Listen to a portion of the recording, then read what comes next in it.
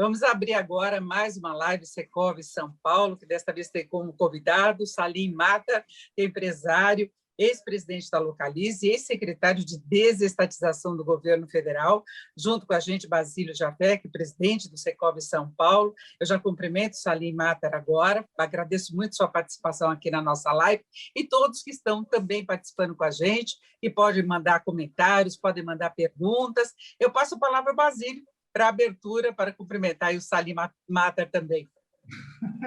Obrigado, Denise. Bom que você está com a pronúncia perfeita, ótimo. Depois da dica aí, agora vamos ver. Tá certo. Pessoal, muito bom termos hoje conosco nessa nossa tradicional live que a Denise nos proporciona diuturnamente. Uma das figuras um dos nomes mais emblemáticos do início da gestão do presidente Bolsonaro. O presidente Bolsonaro foi eleito prometendo seguir um caminho liberal, prometendo mudar os rumos do país, as estratégias do país e nos devolver aquele caminho que se mostrou caminho de sucesso no mundo inteiro. Praticamente todas as economias de sucesso no mundo seguem modelos liberais. E é um modelo que nós defendemos ardorosamente no Secov, no setor imobiliário, no mercado imobiliário como um todo, e ficamos efetivamente muito decepcionados, essa é a palavra, ao constatar na prática que o liberalismo no governo não avançou da maneira como esperaríamos e gostaríamos. O nosso convidado, Salim Matar, foi um dos grandes lutadores que mais talvez tenha ficado em cima, tenha propugnado, tenha lutado para que o modelo liberal efetivamente acontecesse, as privatizações, diminuição do Estado, todos aqueles nossos pontos que nós estamos cansados de apoiar.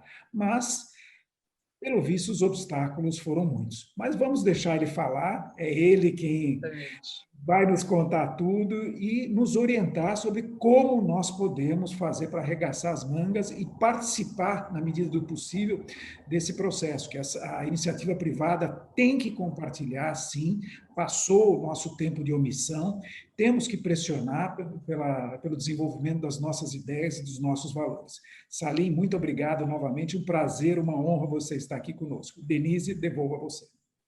Bom, Salim Matar, eu acho que todos sabemos que você saiu da secretaria com uma frustração pelo que não aconteceu em termos de privatização, né? E depois várias críticas feitas por você em relação a iniciativas do governo que vão na contramão de uma política liberal, uma política econômica liberal. Nós tivemos recentemente a intervenção na Petrobras, tivemos troca de comando do Banco do Brasil, que, no fundo, tem como reflexo também essa questão de intervencionismo, e especificamente em relação às privatizações. Recentemente, o governo falou de privatização de Eletrobras, Correios, EBC. Na sua avaliação, ainda há possibilidade de se preservar e avançar com a política econômica liberal? Bom dia a todos. Obrigado pelo convite, para estar com vocês aqui. E vamos, de alguma forma, tentar trazer para vocês algumas informações a respeito do liberalismo e do gigantamento do Estado brasileiro. Primeiro, eu queria praticamente dar uma satisfação a todos vocês da iniciativa privada. Por que eu fui para o governo? Eu decidi ir para o governo porque tinha um candidato, então, Bolsonaro, que dizia o seguinte: nós temos que reduzir o tamanho do Estado, temos que privatizar, vamos fechar a TV do Lula, que é a EBC, vamos fechar a EPL, que é a empresa do trem-bala da Dilma, nós vamos tirar o Estado do cangote do cidadão. Então, essa pauta dele fazia sentido para mim. E depois de receber bullying por aproximadamente um ano do Paulo Guedes, eu resolvi aceitar o convite de ser secretário de desestatização. Então, deixei os meus negócios no dia 13 de dezembro de 2018 e fui me integrar ao governo como secretário de desestatização, desinvestimentos e mercados. No primeiro momento, como vocês sabem, o ministro Guedes sempre teve recebeu por parte do presidente uma grande admiração. E parecia que o Brasil teria uma pauta liberal, queria caminhar nessa direção. Então, o ministro Guedes tem uma pauta liberal espetacular, de reformas, de redução do tamanho do Estado, de privatizações. Então, a pauta do ministro é espetacular. No primeiro momento, nós ficamos todo mundo em stand-by, porque houve a reforma da Previdência. E nós não queríamos trazer nenhum curto-circuito e não desvirtuar o foco da reforma da Previdência, que foi um sucesso absoluto. Passou a reforma da Previdência, nós começamos, então, a trabalhar o processo de privatização. Primeiro, eu quero contar para vocês o seguinte. Durante o período de transição, um servidor público me trouxe uma brochura dizendo: Salim, aqui estão as 134 estatais do Brasil. Peguei o relatório e comecei a ler aquele relatório, levei à noite para casa no hotel, comecei a ler o relatório de novo, e eu falei, gente, bem, mineiro é desconfiado por natureza, né? Então, ao ler aquele relatório, eu fiquei um pouco preocupado de não ser um relatório efetivo, que representasse o que tem o Brasil de estatais.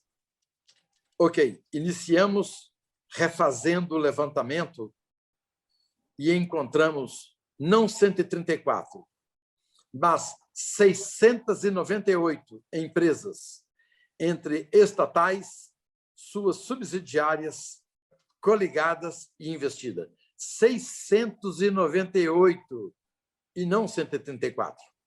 Isso é para vocês terem noção do gigantismo do Estado brasileiro, do Estado empresário, que compete com a iniciativa privada de forma desleal e de uma forma ineficaz, porque o Estado é ineficaz em qualquer empresa que ele gerencie, porque, pela própria natureza, o Estado não é empresário, então ele não faz bem. Tanto é que eu digo, quando alguém fala assim, aquela estatal é ineficaz, eu corrijo a pessoa. Fala, estatal ineficaz é pleonasmo. Você não fala, vou subir a subida, vou descer a descida. Vou descer ou vou subir. Então, estatal não requer adjetivos. Sabe-se que é ineficiente. Então, se você pegar, por exemplo, a taxa de retorno do Banco do Brasil, comparativamente com os bancos privados, Santander, Bradesco e Itaú, você vai verificar que o pior retorno é o do Banco do Brasil. Claro, o Estado é, de fato, um mau gestor. O Banco do Brasil teve uma troca de presidentes, em média, a cada 2 anos. Ora, como é que uma empresa daquele tamanho pode dar certo trocando presidente, estratégia, a cada 2 anos? E nessa troca de presidente, troca-se diretoria, muda-se estratégia, o foco do banco passa a ser outro. Não tem como dar certo. Por isso que o Banco do Brasil é ineficiente.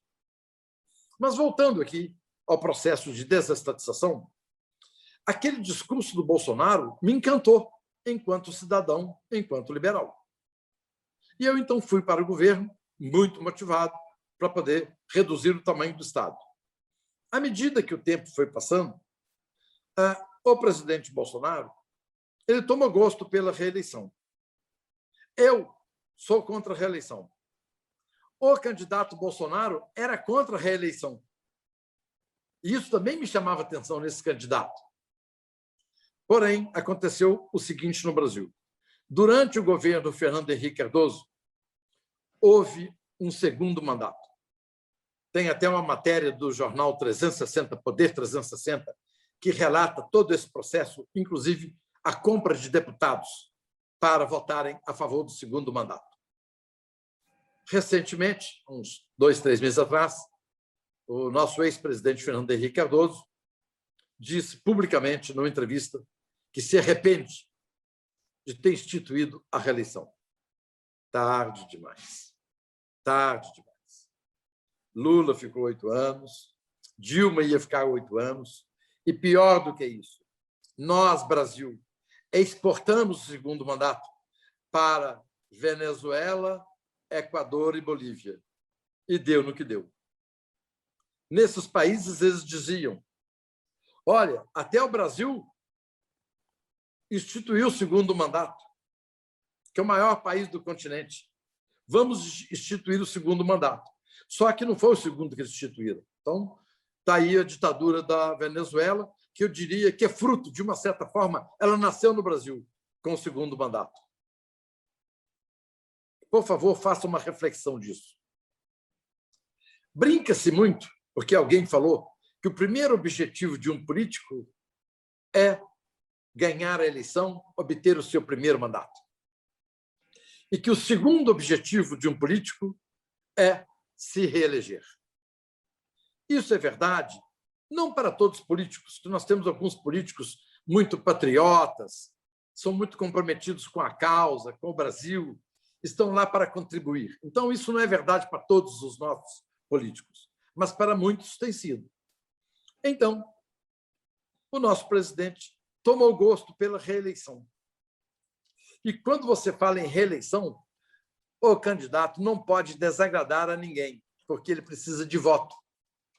Então, medidas impopulares que resolvem os problemas do Brasil são postergadas ou não são tomadas. Ao contrário, são tomadas medidas mais populistas, que não desagradam os eleitores. Então, estamos diante de um governo que já se passou 2 anos e 3 meses, consumido um pouco pela pandemia, desde março do ano passado, então tem um período de pandemia que corroeu um pouco do tempo deste governo, mas o fato real é: medidas impopulares não são tomadas porque o governo deseja ser reeleito. E isso é um mal para o país, porque não se toma medidas que são impopulares. Por exemplo, a reforma administrativa. A reforma administrativa preparada pelo Ministério da Economia, principalmente pelo secretário Webel, que já deixou o Ministério, a secretaria junto comigo, a reforma administrativa economizaria 1 trilhão em 10 anos. 1 trilhão em 10 anos. As coisas no governo são feitas também de forma participativa. Essa reforma foi levada a diversos outros gabinetes e a outros ministérios para colher opiniões. Unanimidade. Tem que retirar o servidor público dessa reforma. Explico vocês. A Constituição Brasileira de 1988, que já nasceu ruim, como diz Roberto Campos, ela nasceu errada. Essa Constituição já cumpriu o seu papel, está na hora de, no momento oportuno, de serenidade, de tranquilidade, de não polarização na política, nós temos uma Constituinte para fazer uma nova Constituição. Porque essa Constituição nossa é muito ruim. E eu explico. Nós tivemos um azar danado dessa Constituição ter sido feita em 88.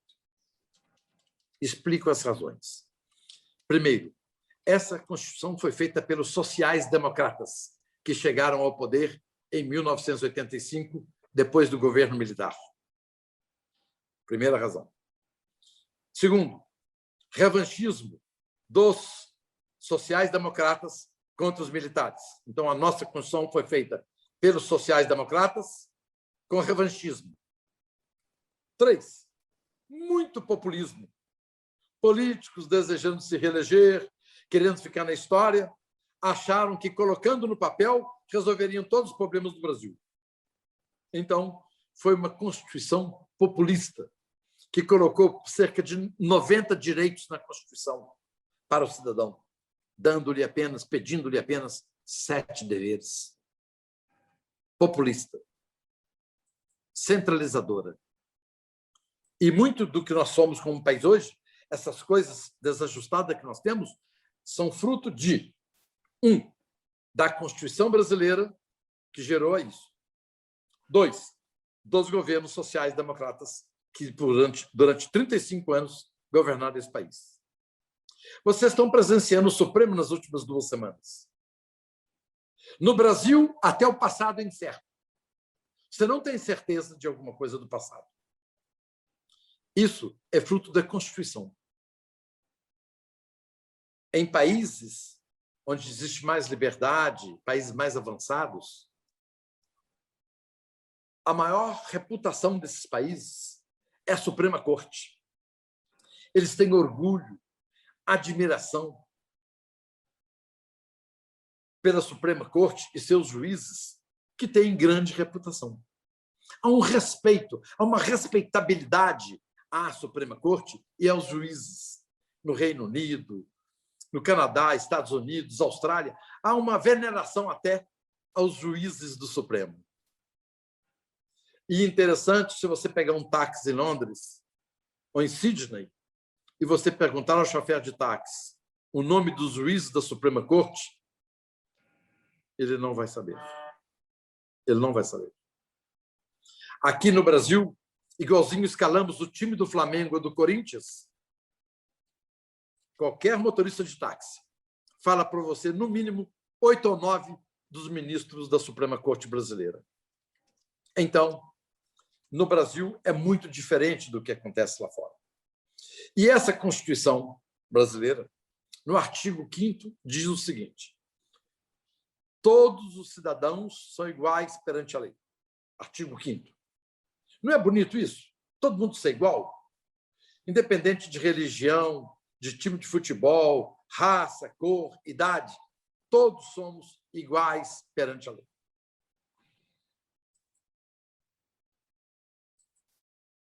Mas não é verdade. É fake. Vou dar exemplo para vocês. Hoje nós temos 30 milhões de brasileiros com carteira assinada. 30 milhões de brasileiros, carteira assinada. Na iniciativa privada, trabalhadores da iniciativa privada. Nós temos 14 milhões de desempregados. Nós temos 12 milhões de servidores públicos.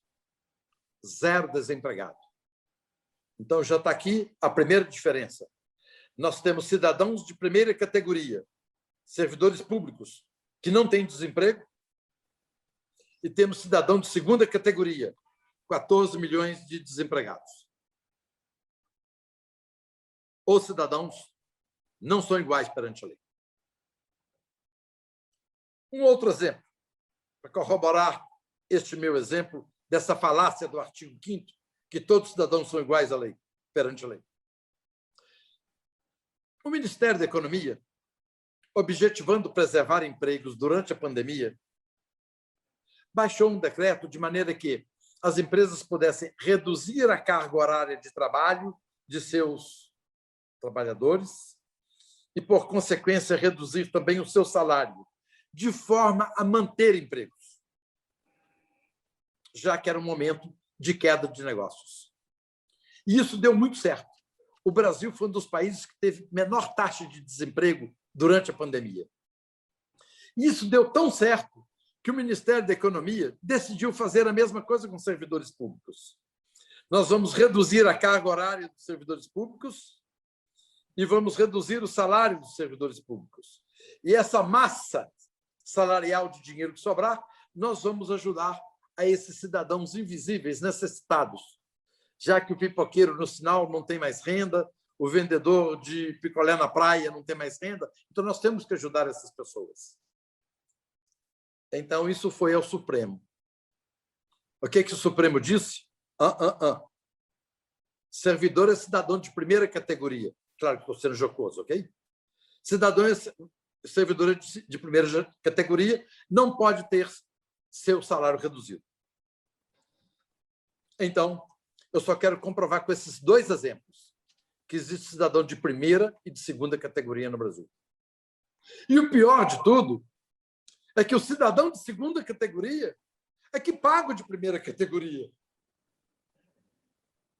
Nós temos no Brasil os pagadores de impostos, nós, da sociedade civil, e os consumidores de impostos, que são os servidores que trabalham no governo, nos governos federal, estadual e municipal. Primeiro, o servidor, claro que quando ele compra uma camisa, ele paga imposto. Mas primeiro ele consome. é transferido dinheiro de toda a sociedade, é canalizado para o governo. Então, a nossa sociedade, hoje, nós temos tamanha pobreza e desigualdade porque nós temos um Estado grande demais da conta. Nosso Estado é gigantesco. O número de servidores públicos, em 1985, quando o governo social-democrata José Sarney assumiu, era de 5,5 milhões de servidores. Hoje, são 12 milhões de servidores. Então, a máquina está sendo agigantada. E quanto maior o tamanho do governo, isso vai em detrimento à liberdade do cidadão. Maior governo, menos liberdade. Menor governo, mais liberdade para o cidadão. Então, nós nos encontramos num país dessa natureza. Voltando ao processo de desestatização, encontrei, então, 698 empresas e vamos, então, iniciar o processo de desestatizações. Vender essas empresas para o privado, deixar que o mundo dos negócios seja pela iniciativa privada. Então, tem um exemplo icônico que se chama Casa da Moeda. A Casa da Moeda fica no Rio de Janeiro, ela produz papel moeda e moedas. Quando o Brasil compra papel moeda na Suécia, é 30% mais barato do que comprar aqui no Brasil. E a moeda que nós compramos na Suécia custa 1/3 do que custa no Brasil. Mesmo com monopólio, o custo é maior para nós, cidadãos pagadores de impostos. A China, desde maio do ano passado, ela paga servidores públicos através de moeda digital. Podemos antever que, dentro de alguns poucos anos, 3, 4 anos, não haverá mais moeda. Então, se não vendemos a Casa da Moeda, nós vamos vender as máquinas de fazer nota e moeda por ferro velho, a preço de quilo, que aqui não vai valer mais nada. Então, a produção de moeda no Brasil, o que é uma Casa da Moeda? Uma gráfica que pode produzir folhas de papel, folhetos e produz nota também. Então, é uma gráfica, nós temos uma gráfica estatal. Estratégico não é imprimir o papel. Estratégico é o Banco Central dizer se vai imprimir ou não. Mas as pessoas pensam que é estratégico você produzir nota. Então, para se vender a Casa da Moeda, eu e minha equipe estudamos, olha, nós não vamos vender um monopólio público, passar para monopólio privado. Nós vamos quebrar o monopólio da Casa da Moeda e, depois de quebrar o monopólio, nós vamos vender. E já tinha uma série de pretendentes, brasileiros e estrangeiros, em comprar a Casa da Moeda. Um parêntese. Historicamente, nos últimos 10, 12 anos, a Casa da Moeda foi alvo de falcatruas, roubos, fraudes e corrupção. Tudo isso, nós, pagadores de impostos, no final da história, é quem estamos pagando isso. Isso é transferência de renda. De todos nós, cidadãos brasileiros, pagamos imposto para aqueles corruptos, para aqueles políticos, para aqueles empresários que estão envolvidos na corrupção. Então, isso é transferência de renda. De muitos para poucos. Então, conversei com o presidente da Câmara, deputado Rodrigo Maia, para encontrar a melhor hora de entrar com essa PEC de quebrar o monopólio. Depois de alguns meses de discussão, ok, pode entrar agora com essa PEC que nós vamos avaliar. Para poder simplificar essa história. Cerca de 60, 75 dias depois, caiu. Caiu significa o seguinte: o Congresso disse, o Senado mais a Câmara dos Deputados: ô Salim, nós sabemos que você veio cá para poder vender empresa, mas a Casa da Moeda depende de nós. Nós não queremos que venda a Casa da Moeda. Claro, gente, que eles não falaram isso para mim, eu estou sendo jocoso de novo. o Congresso, Senado e Câmara disseram não, não venda a Casa da Moeda. Então, ali, eu percebi o jogo do establishment. O que é o establishment? O establishment é o executivo, junto com o legislativo e o judiciário, defendendo eles entre si, defendendo o conjunto. Às vezes a gente vê algumas discussões aí do executivo com o judiciário, nós vemos Câmara com judiciário, judiciário com Câmara, a gente vê essas briguinhas aí. Tudo bem, igualzinho irmão, briga entre si, mas na rua, se você brigar com meu irmão, eu vou entrar do lado do meu irmão. Esse é o establishment. Então, o establishment não é favorável às privatizações. A medida provisória para privatizar a Eletrobras já está há 14 meses.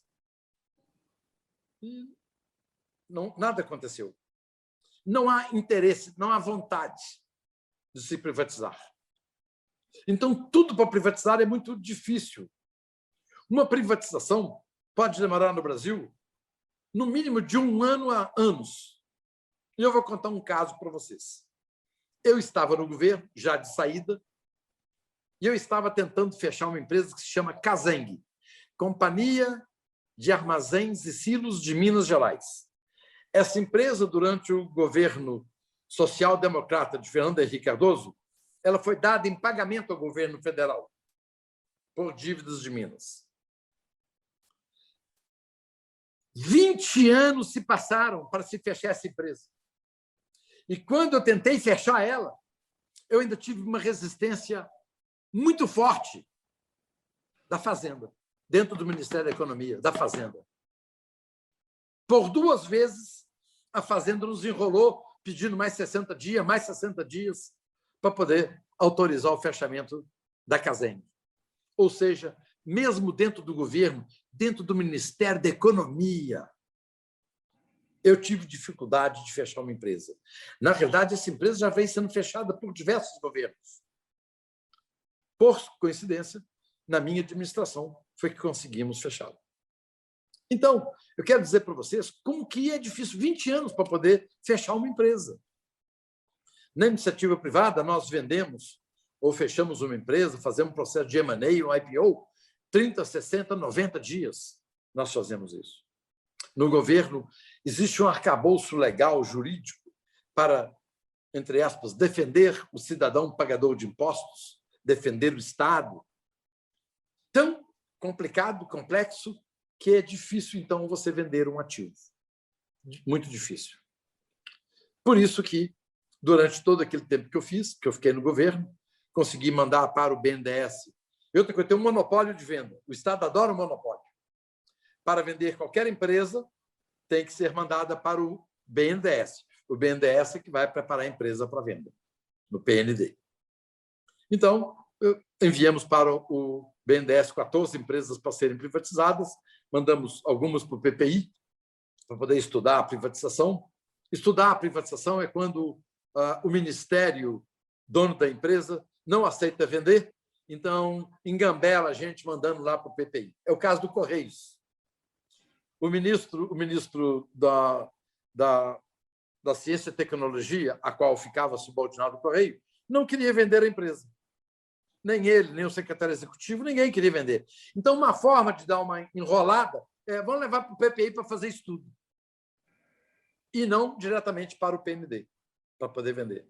Então, é o seguinte, não querem vender as empresas estatais, não querem. Agora, Salim, sim.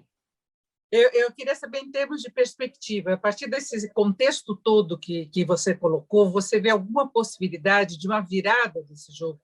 De repente, se ter uma postura do governo, percebendo a necessidade de reduzir o tamanho do Estado, de avançar, porque a gente tem, em vez daquele 1 trilhão que Paulo Guedes falou lá atrás, que se poderia obter com as privatizações, agora tem esse projeto Correios, que você falou que é extremamente difícil, tem a Eletrobras, que, na verdade, vai ser uma capitalização, não é, com um novo modelo, né? E EBC eles cogitam ou extinguir ou fazer alguma outra coisa com ela. Enquanto isso vai sendo utilizado, inclusive, do ponto de vista político.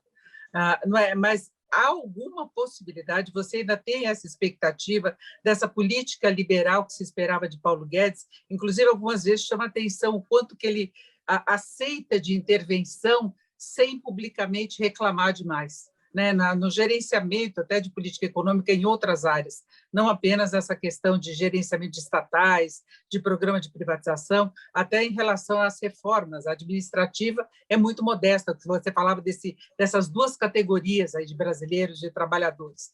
Se coloca agora como prioridade discutir a reforma, mas a gente já sabe que o alcance vai ser muito limitado, né? Bem, você tocou nos 4 ou 5 pontos diferentes. Vou começar pelo primeiro. O primeiro ponto que você colocou foi o valor das estatais brasileiras. Sim, elas valem R$1 trilhão. O governo prefere ter estatais que valem R$1 trilhão. Hoje nós temos 5.850.000 brasileiros, famílias, sem teto. Com 600 bilhões de reais, nós construímos uma casa para cada um desses brasileiros. O governo de plantão prefere ter R$1 trilhão em empresas do que vendê-las e dar uma casa para cada cidadão sem teto. Tenho certeza que vocês pensam diferente do governo. R$1 trilhão de empresas. Se der uma casa para cada cidadão, ainda sobra 400 bilhões de reais. O que dá para poder fazer 400 bilhões de reais? Dá para poder fazer creches em toda a periferia das grandes cidades, dá para poder melhorar a qualidade das escolas, dá para poder investir em segurança, colocando melhor armamento, coletes à prova de bala, melhores viaturas e melhor treinamento para os nossos policiais. Dá para fazer muita coisa. Mas o governo prefere manter as estatais. O establishment prefere manter as estatais, porque não é só o governo. Ainda que o presidente e o Guedes queiram capitalizar a Eletrobras, que na hora que você capitaliza, o governo perde o controle, então ela vira uma empresa privada. Então, o Guedes quer privatizar a Eletrobras. O Bolsonaro também deseja. O establishment não deseja. O Congresso não quer, a Câmara dos Deputados não quer. Tanto é que já tem 14 meses que está lá e não acontece nada. Então, o establishment, nesse caso, é o Congresso que não deseja. No Brasil, foi criado, ao longo desses 35 anos de social-democracia, que o Estado é o todo-poderoso que devia fazer tudo. Na cabeça desse pessoal, o Estado devia plantar arroz, feijão, fazer tudo, porque na cabeça deles é o Estado que tem que fazer tudo. Sociais-democratas é uma ramificação dos socialistas, é um cordão umbilical dos socialistas. O ministro Guedes é privatista e deseja reduzir o tamanho do Estado, que era o discurso do presidente Bolsonaro. Nós estamos em março de 2021. Faltam cerca de 20 meses para terminar esse governo. Eleições em 2022. Ora, num ano de eleições, é muito difícil fazer privatizações. Então, eu, pessoalmente, acho que tem alguma chance da Eletrobras ser privatizada. Tem. A Eletrobras ainda tem. Tem pelo seguinte, não é que ela vai privatizar porque o establishment deseja, não. É porque não tem jeito de não privatizar ela. Ela precisa de 14 bilhões por ano para poder fazer reinvestimentos. Senão ela vai minguando perto das outras, as outras vão crescendo até que ela seja uma empresinha pequena, de segunda categoria. Então, ela precisa de 14 bilhões por ano para investir. E ela só tem 1,5 ou 2. Então, ela precisa de buscar dinheiro. O Estado não tem dinheiro. Não tem dinheiro nem para poder pagar benefício para os nossos compatriotas necessitados. Onde tem dinheiro? Dinheiro tem no bolso da iniciativa privada. Então, vamos capitalizar a empresa, a iniciativa privada aporta capital e vamos expandir a Eletrobras. Então, é assim que acontece. Então, o Estado está se rendendo à privatização da Eletrobras. A privatização da Eletrobras não é porque querem privatizar, é porque não tem alternativa a não ser privatizar, por falta de opção. Isso tem que ficar bem claro. É falta de opção. Não é assim, vontade de privatizar. Não, não. Não existe vontade nenhuma. O que existe é necessidade de capitalizar a Eletrobras. Então, nós já estamos em março de 2021. A não ser a Eletrobras, eu ainda tenho muita dúvida se alguma empresa vai ser privatizada. Agora, Salim Mata, como é que você imaginaria o segundo governo Bolsonaro, no caso de uma reeleição, com todas as indicações? Mesmo no caso da privatização, por exemplo, da capitalização da Eletrobras, o governo ainda teria ingerência, assim como ele tem na Petrobras, não é assim como ele tem no Banco do Brasil. E vem tomando algumas medidas que criam dúvidas a mais em relação a essa política liberal. No caso de uma reeleição, você acha que volta aquele compromisso? Paulo Guedes poderia prosseguir, primeiro, ele prosseguiria como ministro e depois ele prosseguiria com a política econômica liberal, porque é isso que se imagina de Brasil. Em princípio, você sabe exatamente o que tem que acontecer, as reformas, reforma tributária, reforma administrativa, diminuição do tamanho do Estado, maior eficiência das estatais, melhoria de serviços. Agora, com essas intervenções, você sabe que até o investidor fica muito mais cauteloso. Nós vimos o solavanco que houve no mercado com aquela mexida na Petrobras. Isso não pode acontecer também em outras estatais em que o governo ainda tem interferência? Bem, eu sou mineiro. Mineiro é conhecido pela cautela e ele é sempre desconfiado porque ele não vê horizonte. Ele sobe numa montanha, aí ele vê outra montanha. Ele desce a montanha, sobe outra montanha, vê outra montanha. Então, o mineiro está sempre desconfiado. E eu sou muito pragmático. O verbo preocupar vem previamente ocupar a mente. Previamente. Eu não ocupo a minha mente previamente. Muita água vai passar debaixo da ponte. Então, não faço conjecturas a respeito do próximo governo, porque muita água vai correr e eu não sei quem vai ser o eleito na próxima eleição. Poderá surgir aí novos nomes. Então, não faço esse prognóstico de um novo governo, porque muita água vai correr ainda e outros candidatos vão surgir. Basílio? Excelentes comentários do Salim, efetivamente retratam a realidade do que nós vivemos. Salim, existe um aspecto bastante importante, é que nós não conseguimos ainda convencer o povo brasileiro de que a iniciativa privada é melhor. As pesquisas que são feitas diuturnamente apontam ainda alguma coisa entre 60% e 2/3 do povo preferindo manter o Estado grande, preferindo manter as estatais. É incrível. Você veja a dificuldade que houve agora com o marco legal do saneamento. Depois de 100 anos de descalabros no saneamento, os governadores pediram mais 30 para manter as companhias de saneamento estatais e quase levaram. Foi um milagre não ter sido derrubado esse veto. Esse é um ponto. O outro ponto, aliás, você citou, eu fiquei boquiaberto, 12 milhões de servidores, eu não sabia que eram tanto. Isso significa, no mínimo, umas 7 ou 8 milhões de famílias. Quer dizer, estamos falando aí de talvez 40, 50 milhões de pessoas, basicamente de classe média, e que preferem, por óbvio, defender o establishment atual, defender o corporativismo das estatais e, como você muito bem colocou, existe aquele mecanismo de defesa de grupo. Então, o corporativismo vence e esses 50 milhões, efetivamente, acabam sendo o fiel da balança. Mas o nosso governo, Denise, aliás, comentando em relação à sua pergunta, se caracteriza pela imprevisibilidade. Apenas hoje, dia 24 de março, não é de 2020, 2021, o governo está pensando em instalar um gabinete de crise para combater a pandemia. Quer dizer, levou um ano e uma semana após a decretação da pandemia para conseguir começar a pensar numa política para combater a pandemia. Isso é inaceitável. Então, você pensar em 2023... acho que ninguém faz ideia dentro do governo do que isso seja, honestamente. Mas eu queria fazer uma última pergunta além dos meus comentários, uma pergunta para o Salim. Na prática, das 698, quantas foram extintas ou privatizadas? Jafé, no meu período, nós vendemos 84 dessas empresas, desses ativos, e arrecadamos cerca de 146 bilhões. Ou seja, o Estado ficou mais enxuto, menos 84 empresas, e foi 146 bilhões mais privados, porque tudo isso foi vendido pela iniciativa privada. Então, e nesse ritmo, Jafé, gastaríamos cerca de mais uns 9 anos para poder vender todas essas empresas naquele ritmo, que vendemos praticamente em um ano 84 empresas.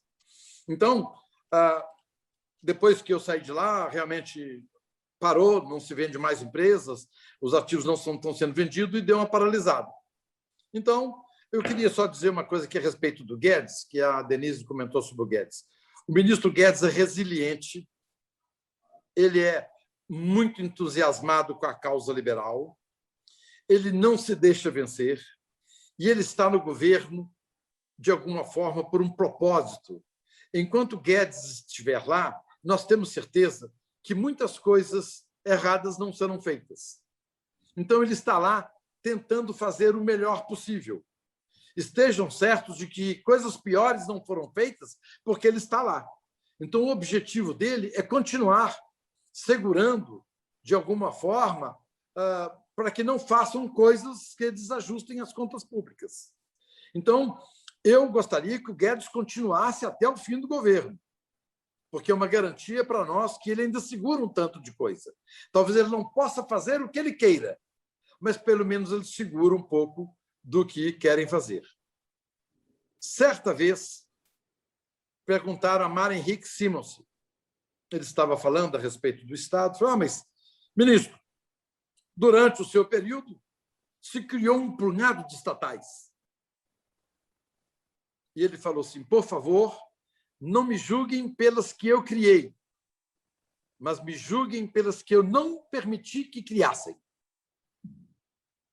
Talvez o Guedes, eu tenho que dizer a mesma coisa. Vamos julgar o Guedes por aquilo que nós não sabemos. É aquilo que ele não está permitindo que façam. Então, o Guedes tem um grande valor para o Brasil e nós temos que, de alguma forma, continuar apoiando o ministro, que ele é a única voz liberal. Desculpa, ele e o ministro Ricardo Salles são as únicas vozes liberais dentro do governo. Então, nós temos que prestigiá-los, apoiá-los. E eu estou torcendo para que o ministro Guedes fique até o final do governo Bolsonaro. Agora, Salim Matta, você falou dessa questão das intervenções, interferências. A gente tem uma situação em aberto, pelo menos as últimas informações que nós temos, que nós tivemos uma situação muito esquisita, né? Desde a semana passada, 2 ministros da Saúde, né? Pazuello demitido, mas não saía, né? Como se estivesse cumprindo um aviso prévio. Aí houve uma posse aí bem discreta do novo ministro, só que agora se cogita algum cargo para Pazuello. Se falou até na criação de um novo ministério, né, talvez focado na Amazônia, parece que essa ideia foi descartada, e agora a possibilidade de ele assumir o programa de parcerias e investimentos, que seria mais ou menos a sua área, nessa questão de reformulação do Estado, de concessões, privatizações, e tem a atual secretária Marta Seiler, que ele poderia ir para uma vaga no BID. Como é que você vê, né, essa tentativa de se preservar alguns cargos?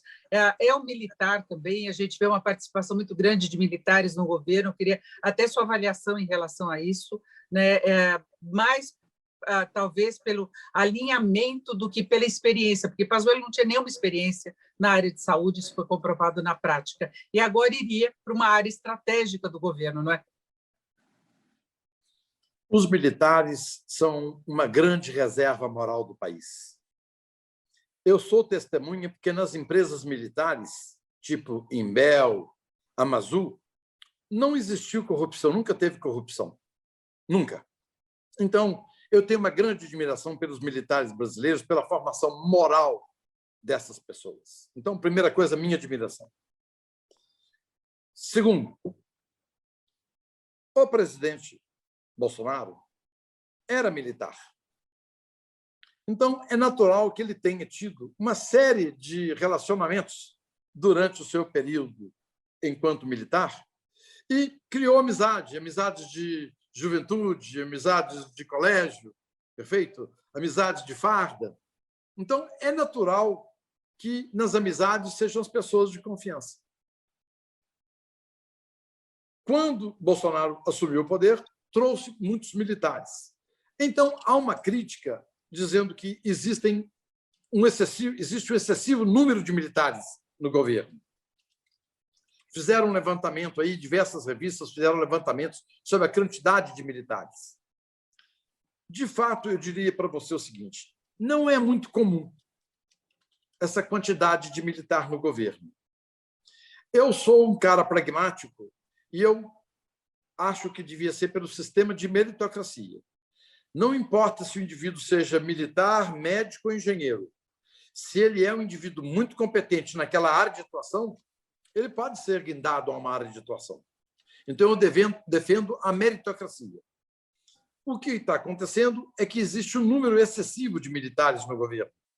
E nem todos são competentes para aquilo que estão fazendo. São competentes enquanto militares, são brilhantes, mas talvez não naquela função. Então, eu não sei se um militar está apto a administrar o Correios. Eu não sei se o militar está apto a administrar Itaipu ou administrar Petrobras. Não sei. Tem que ser avaliado caso a caso. Em princípio, eu me sentiria mais confortável com alguém do mercado. Alguém que veio do mercado de óleo e gás, ainda que seja do mercado internacional, eu me sentiria mais confortável com alguém que entenda disso. Mas no governo as coisas não são desse jeito. Infelizmente. Primeiro, não deveria existir empresa. Segundo, as empresas que existem são uma agressão à Constituição, porque no artigo 173 diz que o Estado não pode ter empresa. Então, todas as empresas que nós temos, 698, é uma violação ao artigo 173 da Constituição. E aí eu pergunto para você, Denise e Jafé, onde estavam os órgãos de controle? TCU, Ministério Público, Supremo, partidos de oposição, OAB, onde estavam esse pessoal todo quando se constituíram empresas contrariando a Constituição? Onde estavam? Onde estava a OAB? Cadê o Ministério Público? Tribunal de Contas da União, partidos de oposição? Establishment. São coniventes. A OAB faz parte do establishment, porque ela precisa da proteção do establishment para defender certos privilégios que ela, a OAB, tem. Um jovem pode formar numa universidade durante 5 anos. Mais ou menos a OAB diz o seguinte: a Universidade Brasileira não presta. Tem que ir fazer um concurso aqui e eu vou dar a carteirinha e eu cobro por isso. Então, a OAB faz parte do establishment. Dizendo isso, o establishment brasileiro chegou a tal ponto que, nesse momento, militares estão fazendo parte do establishment. Assim como sindicatos são oportunistas e, em certo momento, fazem parte do establishment. Por exemplo, os sindicalistas estão tentando voltar à lei que desconta em folha o imposto sindical dos empregados. Então, para isso, os sindicatos se juntaram ao establishment, se juntaram ao Congresso e estão lá tentando. Alguns bandidos, escondidos atrás de um CNPJ, como se empresário fossem, são partes do establishment. No governo petista, se juntou o establishment e saquearam o Estado brasileiro. Então, o establishment, de vez em quando, ele recebe grupos cooperativistas oportunistas de conveniência de acordo com o momento. Eu colocava essa questão dos militares, inclusive, porque a gente percebe uma preocupação do presidente quando se fala em reforma administrativa, lá atrás da reforma da Previdência, em congelamento de salários, de excluir os militares sempre, mesmo a polícia militar, e acaba criando, dentro do grupo de privilegiados, outros privilegiados também. Então, se cria uma outra estrutura, não é, de benefícios que custa muito caro, não é? É verdade. E depois o seguinte, de uma certa forma, por exemplo, os militares ficam até expostos.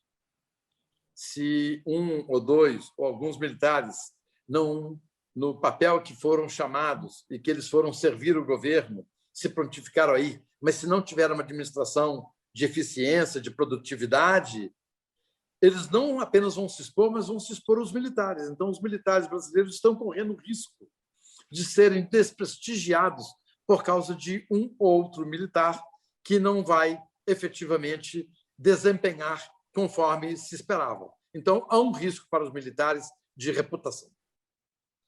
Basílio Jafé?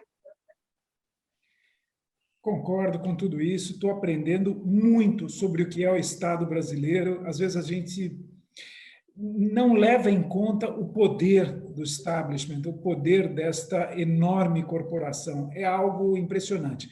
O Salim, faltou citar, quem me lembrou foi, acabei de receber uma mensagem aqui do nosso amigo comum, Ricardo Yazbek, dizendo que, aliás, o saúda, ele manda um abraço, lembrando que nós participamos em comum do Instituto Millennium, onde defendemos todas as teses do liberalismo e procuramos não apenas defender, mas agir em prol do liberalismo econômico.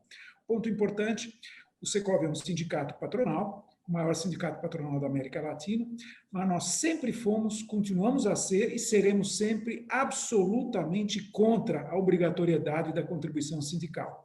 Se as empresas que nós representamos vão contribuir conosco, que o sejam pelo nosso merecimento, pelo bem, pelos serviços que nós prestamos a elas, e jamais porque é um dinheiro carimbado para isso, para aquilo, um recurso assim, um assado. E talvez essa maneira de pensar diferente e não seja não é compartilhada com boa parte da corporação, do establishment, boa parte dos sindicalistas de ocasião e os sindicalistas profissionais também. Isso é uma grande pena. Com isso, o Brasil perde seguidas oportunidades, uma atrás da outra. Deus nos proporcionou uma série de vantagens, mas parece que nós teimamos em não levá-las adiante, em não ser um dos países mais importantes e maior sucesso do mundo. Mas ficou ainda uma dúvida, Salim, em relação ao um dos primeiros comentários que você fez, o famoso trem-bala, obra da nossa ex-presidente. Você conseguiu acabar com essa empresa ou ela continua lá firme e forte?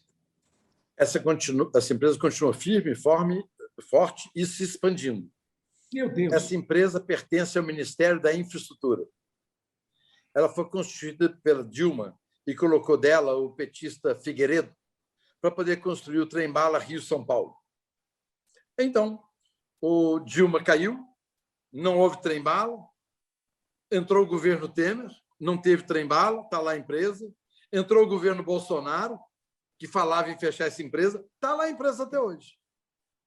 Eu tentei fechar essa empresa, mas a decisão de fechar ou não a empresa também é do ministro setorial.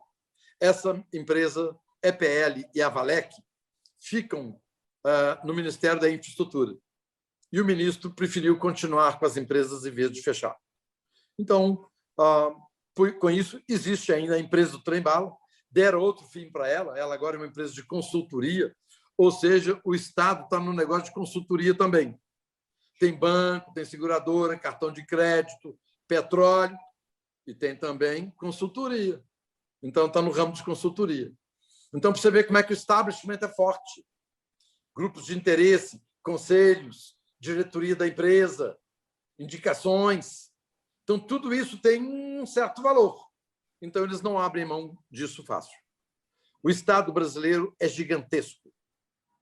Ele é inchado, burocrático, oneroso para o cidadão pagador de impostos e interfere na vida de cada um de nós. Então, nós temos que reduzir o tamanho do Estado.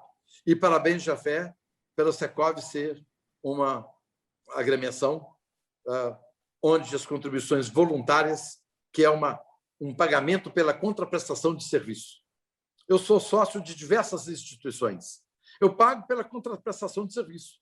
Então, parabéns, significa que vocês estão prestando um bom serviço e seus associados acreditam e pagam uma remuneração para que vocês continuem prestando esse bom serviço. Então, parabéns pela atitude cidadã, exemplar, de liberdade, de não usar o imposto compulsório e sim o imposto voluntário. Parabéns.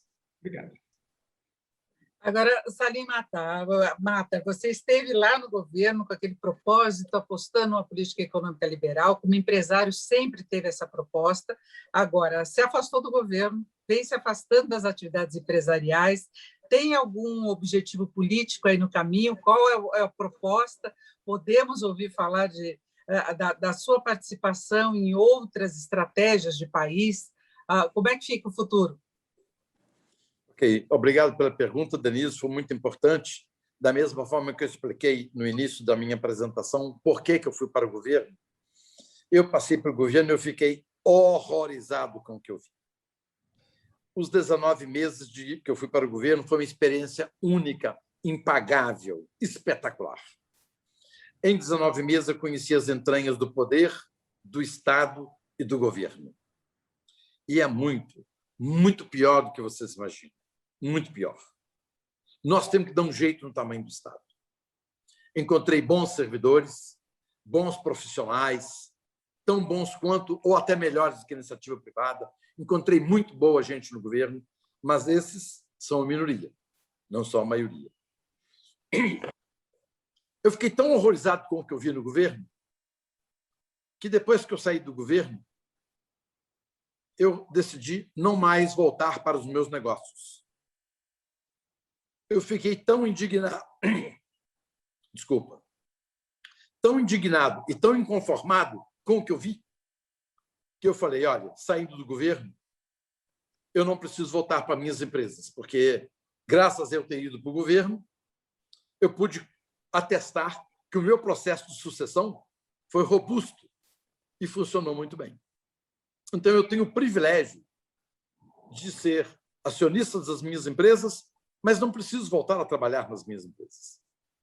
E eu fiquei tão horrorizado, tão inconformado, indignado com o que eu vi no Estado, que eu resolvi dedicar meu tempo e energia à disseminação do ideário liberal no Brasil. Então, estamos abrindo mais institutos liberais no Brasil, então estou disseminando o ideário liberal. Aqueles que me acompanham nas minhas redes, no Instagram, no Twitter, sabem o tanto que eu aprecio as ideias liberais, critico o estatismo, critico privilégios e apresento soluções. Então, eu não, por uma questão de princípio, eu apoio e critico ações, projetos e ideias, não pessoas. Não importa de quem seja o projeto, se é bom, apoio. Não importa de quem seja o projeto, é ruim, vou criticar. Então, a minha dedicação, doravante, vai ser para o país. Eu quero ser já me realizei como empresário. Eu quero me realizar como cidadão, dedicando meu tempo, minha energia a tentar, de alguma forma, contribuir para que a gente tenha um Estado menor, mais eficiente e que o cidadão brasileiro tenha mais liberdade. E que o coitado do pagador de impostos receba mais pelo que ele paga. Porque hoje nós pagamos muitos impostos. Nós temos uma carga tributária de Bélgica, de Áustria, de França, porque nossa carga tributária é 34%, mais 7% de déficit, 41%. 41% é a carga tributária da Bélgica. A Bélgica é um país correto. Todos os jardins, a grama está cortada, meio fio pintado de branco, não tem buraco na estrada, tudo funciona. Tem mais quartos de hospitais do que doentes, mais celas de prisão do que presidiários, mais bancos de escola do que estudantes, com 41% de carga tributária. Nós temos 41% de carga tributária e temos isso que vocês conhecem. Por quê? Porque muito do nosso dinheiro que nós pagamos de imposto vai para uma pleiade, vai para o establishment. Durante esse período de pandemia, basta vocês verem na minha rede o que o judiciário tem feito. Trocam celular, smartphone em dezembro, durante o período de pandemia, com os cidadãos invisíveis passando fome e necessidade, aumento de salário, 500 milhões agora de progressões e de promoções para servidores públicos durante a pandemia, com 14 milhões de desempregados, tanta gente recebendo auxílio de apenas R$250. Então, essa divisão da sociedade em cidadão de primeira e segunda categoria me deixou inconformado. Então, o meu papel agora é, como cidadão, eu quero criticar essas ideias erradas quero disseminar as ideias liberais para o Brasil. Nesse momento, estamos abrindo 10 institutos liberais no Brasil. Os 2 primeiros serão em Recife e em Fortaleza. Então, quero me dedicar à causa liberal, disseminando as ideias liberais. Ou o Brasil começa a adotar ideias liberais e muda de rumo, ou vai continuar sendo essa coisa de mal para pior? Perfeito. Nós já vamos chegando ao encerramento. Eu passo a palavra para o Basílio Jafé, por favor. Novamente, Salim, muito obrigado pelas suas palavras inspiradoras e, dentro do possível, otimistas, mas, acima de tudo, realistas, nos colocando efetivamente a realidade do governo. Alguém que sempre militou na iniciativa privada e, de repente, muda de lado e começa a nos passar essas experiências. Gostaria que você soubesse que compartilhamos 100% as suas ideias. No Secovi, você tem apenas amigos e admiradores e lutadores para estar ao seu lado no bom combate pelo liberalismo no nosso grande Brasil. Muito obrigado. Muito obrigado, Denise. Obrigado, Jafé. Obrigado a todos vocês do Secovi. Obrigado pela paciência de terem me ouvido esse tempo todo. Mas, sabem, eu sou um cidadão que acordo todos os dias inconformado e indignado com esse país.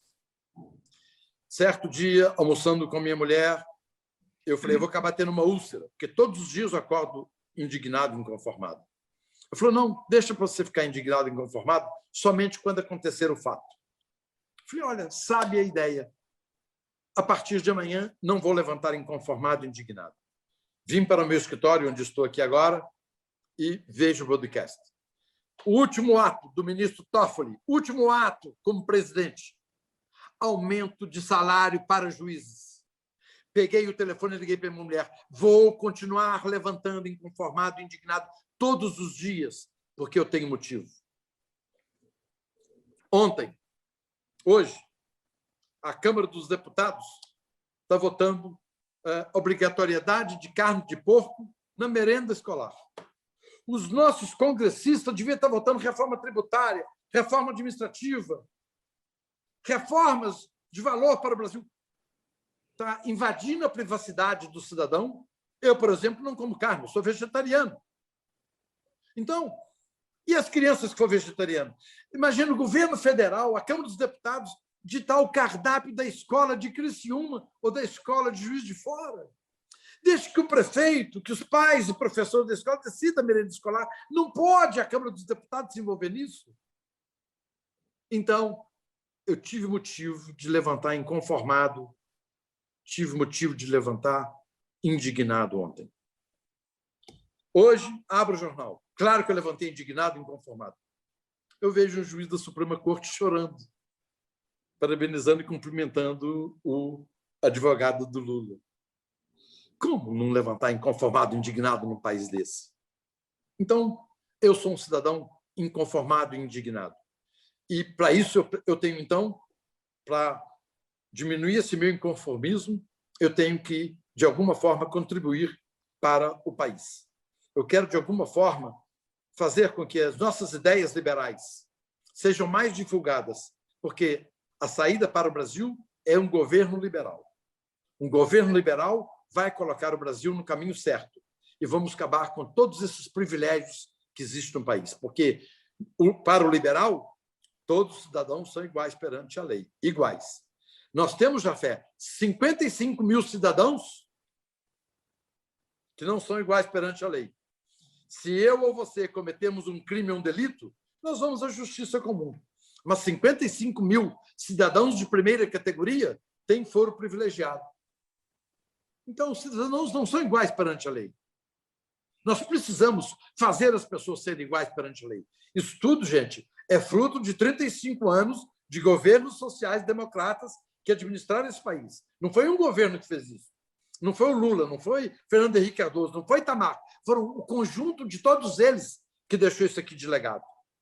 Adicionando à Constituição, que eles chamam de cidadã.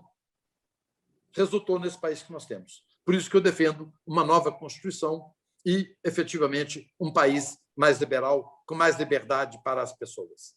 A todos vocês, muito obrigado. Tenham um bom dia. Denise. Muito obrigado. Denise, Vale registrar as dezenas de mensagens que entraram nos últimos minutos, compartilhando Exatamente. a sua indignação. Todos nós, estou vendo Aristides Cury, inclusive presidente da DVB, e seu amigo, diversos outros amigos comentando e partilhando essa indignação que certamente é de todos nós. Eu ia chamar a atenção exatamente para isso, né? Na fala final aí do Salim Matar, todo mundo apoiando, e é claro, ficamos indignados todos os dias com esse noticiário, com essa situação absurda, num país que tem potencial imenso para virar esse jogo e para fazer muito mais. Mas é isso, eu agradeço muito a participação do Salim Matar, que é ex-presidente da Localiza, ex-secretário de desestatização do governo federal. Muito obrigado, sucesso na sua defesa aí de uma mudança do país, e agradeço a participação do Basílio Jafé e de todos que estiveram com a gente até agora. Um ótimo dia a todos, né? E que a nossa indignação sirva para tentar mudar toda essa situação. Um ótimo dia. Obrigado. Obrigado.